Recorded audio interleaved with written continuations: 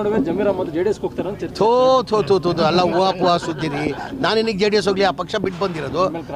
ಕಾಂಗ್ರೆಸ್ ಪಕ್ಷ ನನಗೇನು ಕಡಿಮೆ ಮಾಡಿದೆ? ನಾನು ನಿರೀಕ್ಷೆನೂ ಇಟ್ಟಿಲ್ಲ. 2017 ಕಾಂಗ್ರೆಸ್ ಬಂದೆ ನಾನು. ನನ್ನ 2018 ಸಮ್ಮಿಶ್ರ ಸರ್ಕಾರ, ಅದೂ ಸಮ್ಮಿಶ್ರ ಸರ್ಕಾರದಲ್ಲಿ ಕುಮಾರಸ್ವಾಮಿ ಮುಖ್ಯಮಂತ್ರಿ ಆಗಿದ್ದರು. ಅದಲ್ಲಿ ನಾನು ಮಂತ್ರಿ ಮಾಡ್ತಾರೆ ಅಂತ ನಾನು ನಿರೀಕ್ಷೆನೂ ಇಟ್ಟಿಲ್ಲ, ಯಾರ ತನೂ ಕೇಳಿಲ್ಲ. ಆ ಟೈಮಲ್ಲೇ ಪಕ್ಷ ನನಗೆ ಮಂತ್ರಿ ಮಾಡಿಬಿಟ್ಟು 5 ಪೋರ್ಟ್ಫೋಲಿಯೋ ಕೊಟ್ಟಿದ್ರು. ಎಷ್ಟು ಪೋರ್ಟ್ಫೋಲಿಯೋ? 5 ಪೋರ್ಟ್ಫೋಲಿಯೋ. ಇದೇ ಜನತಾದಳಲ್ಲಿ ನಮ್ಮ ಮಂತ್ರಿ ಆಗಿದೆ. ಕುಮಾರಸ್ವಾಮಿ ಮುಖ್ಯಮಂತ್ರಿ ಇರುವಾಗ ನಾನು ಮಂತ್ರಿ ಆಗಿದೆ. ಯಾವ ಖಾತೆ ಕೊಟ್ಟಿದ್ದು ನನಗೆ? ವಫ್ ಹಜ್ ಕೊಟ್ಟಿದ್ದರು. ಕಾಂಗ್ರೆಸ್ ಪಕ್ಷದಲ್ಲಿ ನಾನು ನಿರೀಕ್ಷೆ ಇಟ್ಟಿಲ್ಲ. 5 ಖಾತೆ ಕೊಟ್ಟಿದ್ದು ನನಗೆ. Food and civil supplies, consumer affairs, minority, ಹಜ್, ವಫ್ ಕೊಟ್ಟಿದ್ದರು. ತಿರ್ಗಾ 2023 ನನಗೆ 4 ಖಾತೆ ಕೊಟ್ಟಿದ್ದಾರೆ. ಏನು ಹೇಳಿ?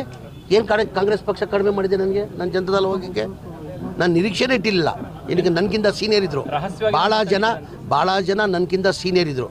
2018 ನಾನು ಮಂತ್ರಿ ಮಾಡುವಾಗ ರೋಷನ್ ಬೇಗ್ ಅವರು 7 ಬಾರಿ ಗೆದ್ದಿದ್ರು, ತನ್ವೀರ್ ಸೇಠ್ ಅವರು 5 ಬಾರಿ ಗೆದ್ದಿದ್ರು, ಮನೆ ಹಾರೀಸ್ ಅವರು 3-4 ಬಾರಿ ಗೆದ್ದಿದ್ರು.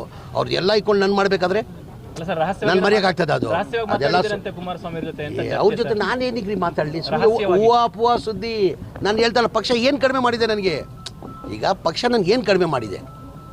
ಈಗ ಪಕ್ಷ ನನಗೆ ಏನಾದ್ರು ಕಡಿಮೆ ಮಾಡಿರ್ಬೇಕು ತಾನೆ? ನನಗೆ 2 ಸತಿ ಮಂತ್ರಿ ಮಾಡಿದ್ದಾರೆ. ಅದಕ್ಕಿಂತ ಹೆಚ್ಚು ಏನು ಬೇಕು? ಅದಕ್ಕಿಂತ ಹೆಚ್ಚಾಗಿ ಏನು ಬೇಕು ನನಗೆ? ಯಾರು ಮಾಡಿದ್ದಾರೆ? ಈಗ ಯಾರು ಏನಾಗಿದೆ ಯಾರು ಅಂತ ಹೇಳ್ಬೇಕು ತಾನೆ? ಇಂಥವ್ರಂತ ಹೇಳಿದಾರಾ? ಯಾರನ್ನ ಇದುವರೆಗೂ ಹಿಂಗಿದ್ರೆ ಹೇಳ್ಬೇಕು ತಾನೆ?